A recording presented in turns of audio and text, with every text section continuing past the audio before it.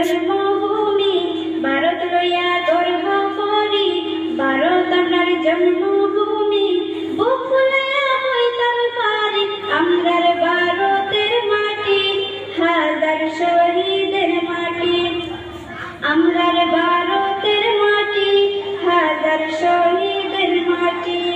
আমরা হইলাম ভারতবাসী, হিন্দু মুসলিম ভাই ভাই, 15ই আগস্ট আইলে রে ভাই, আমরা খুশির সীমা নাই।